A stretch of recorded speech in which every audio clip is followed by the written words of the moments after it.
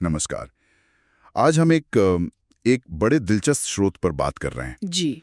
ये ब्रह्मांड और हमारे अस्तित्व को 5 स्तंभों में देखता है: संसार, शरीर, जीव, ईश्वर और परमेश्वर।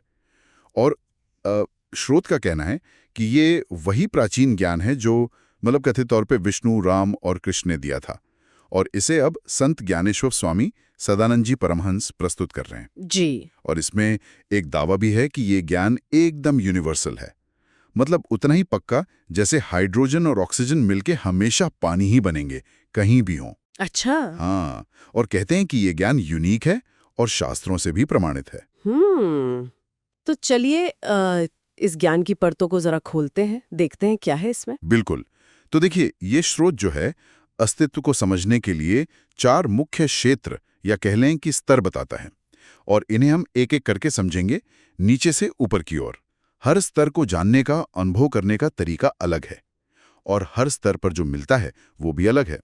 तो सबसे पहला क्षेत्र है संसार और शरीर के बीच का रिश्ता। संसार और शरीर, ठीक है। हाँ। इसे जानने का तरीका बताया गया है शिक्षा, जो हम दुनिया से सीखते हैं। और देखने का साधन हमारी स्थूल दृष्टि, ये मोटी आंख है। हाँ। यहाँ जो मुख्य अनुभव है वो है सुख और दुख। अच्छा। जैसे चीजें हमसे दूर जाती हैं संसार की ओर तो दुख, और जब हमारी ओर आती हैं शरीर या स्व की ओर तो सुख। यहाँ बस कर्म और उसका फल भोगना, यही चलता रहता है। हाँ, ये तो रोज की बात है। जी। और स्रोत साफ कहता है कि इस लेवल पर स्थायी आनंद या शांति खोजना वो संभव नहीं है। हाँ, ये तो बिल्कुल रोजमर्रा का अनुभव लगता है। चीजें मिली तो खुशी, छिन गई तो गम। तो यहाँ असली ठहराव या शांति की उम्मीद करना बेकार है। फिर इससे आगे क्या है, दूसरा स्तर? हाँ, इससे गहरा स्तर है शरीर और जीव के बीच का। जीव, जिसे हम रूह या सेल्फ भी कह सकते हैं। शरीर और जीव, ठीक है। इसे जानने का विधान है स्वाध्याय, यानी खुद का अध्ययन। स्वाध्याय कैसे? इसमें 4 चीजें हैं: श्रवण मतलब सुनना, मनन उस पर विचार करना, चिंतन गहराई से सोचना, और फिर निधिध्यासन। निधिध्यासन ये क्या है? उसमें पूरी तरह स्थित हो जाना। यहाँ देखने के लिए चाहिए सूक्ष्म दृष्टि, खासकर निधिध्यासन में। कहते हैं कि तब शरीर और जीव अलग अलग महसूस होते हैं। अच्छा, शरीर और जीव अलग अलग। हाँ, और इस स्तर की जो उपलब्धि है वो है आनंदानुभूति या स्वानुभूति, अपने होने का आनंद। स्रोत ये भी कहता है कि जीव का अपना रूप है, आकृति है, क्रियाशीलता है, पर वो कोई फिजिकल चीज नहीं है। भूख, प्यास, सुख, दुख, जन्म, मृत्यु, यहाँ तक कि स्वर्ग नरक की सारे अनुभव जीव को होते हैं, शरीर को नहीं। ये दिलचस्प है। और एक खास बात, इस स्तर पे आनंद तो है पर शांति नहीं। आनंद है पर शांति नहीं, ये बात सोचने वाली है। स्रोत इस फर्क पर इतना जोर क्यों दे रहा है? क्या इसका मतलब ये है कि अपने स्व का अनुभव खुशी तो देता है, पर उसमें वो स्थिरता या पूर्णता नहीं है? शायद है। जीव और ईश्वर। हाँ, इसे जानने के लिए योग, साधना या अध्यात्म का मार्ग बताया गया है। योग और साधना, ठीक है। और यहाँ देखने के लिए चाहिए दिव्य दृष्टि, कोई आम दृष्टि नहीं। दिव्य दृष्टि। इस स्तर पर प्राप्ति होती है चिदानंद की। चिदानंद, ये क्या है? चित्त प्लस आनंद। बिल्कुल। चेतना और आनंद का मेल। आप इसे शांति और आनंद का संगम कह सकते हैं।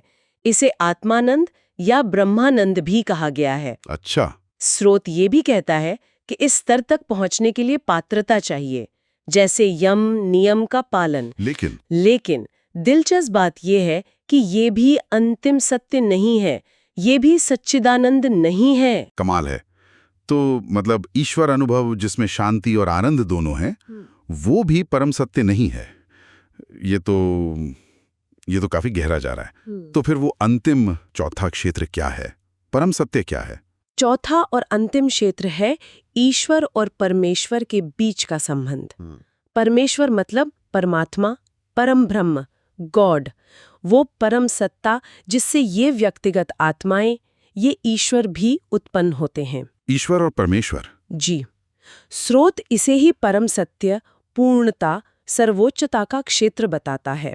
और यहाँ तक पहुँचने के लिए ना दुनियावी शिक्षा काम आती है, न स्वाध्याय, न सामान्य योग साधना। नहीं, यहाँ चाहिए तत्व ज्ञान और देखने के लिए तत्व दृष्टि। तत्व ज्ञान और तत्व दृष्टि, ये क्या है? ये वो परम ज्ञान और दृष्टि है जो सब कुछ उसके मूल तत्व में देखती है। यहाँ की जो उपलब्धि है वो है सच चिदानंद, सत चित और आनंद का संपूर्ण रूप। सच्चिदानंद। हाँ, परम शांति, परमानंद, शाश्वत आनंद। स्रोत के अनुसार इस अवस्था में व्यक्ति खुद को और पूरे ब्रह्मांड को उसी एक परम तत्व में विलीन पाता है। वो तत्व जिससे ईश्वर, आत्मा, सारी शक्तियां, सब कुछ बनता है और उसी में रहता है। तो अगर संक्षेप में देखें तो ये स्रोत एक तरह से 4 मंजिलों का रास्ता दिखा रहा है। जी। बाहरी दुनिया के सुख दुख से शुरू होकर फिर अपने अंदर के आनंद तक, हाँ फिर शांति और आनंद के मेल यानी चितानंद तक, जी, और आखिर में परम सत्य, परम शांति यानी सच्चिदानंद तक। और हर मंजिल के लिए ज्ञान पाने का तरीका अलग, अनुभव करने का नजरिया अलग। शिक्षा से तत्व ज्ञान तक, स्थूल दृष्टि से तत्व दृष्टि तक। बिल्कुल। और स्रोत का ये भी दावा है कि ये जो पूरी ज्ञान संरचना है, इसकी पुष्टि अलग अलग धर्म ग्रंथों में भी मिलती है, जैसे गीता, रामायण, बाइबल, कुरान, गुरु ग्रंथ साहिब। अच्छा। हाँ, ये पूरी यात्रा एक क्रमिक विकास की तरह है। हर अगला कदम पिछले से ज्यादा सूक्ष्म, ज्यादा व्यापक। और जाते जाते एक सवाल, एक विचार छोड़ जाते हैं सोचने के लिए। अगर परमेश्वर या वो परम तत्व ही अंतिम वास्तविकता है जिसमें सब कुछ समाया हुआ है, तो फिर वो तत्व दृष्टि का असली स्वरूप क्या होगा? वो दृष्टि जो हमारी सामान्य स्थूल, सूक्ष्म और यहाँ तक कि दिव्य दृष्टि से भी परे है, वो उस परम तत्व का अनुभव कैसे कराती होगी? उसका अनुभव कैसा होता होगा?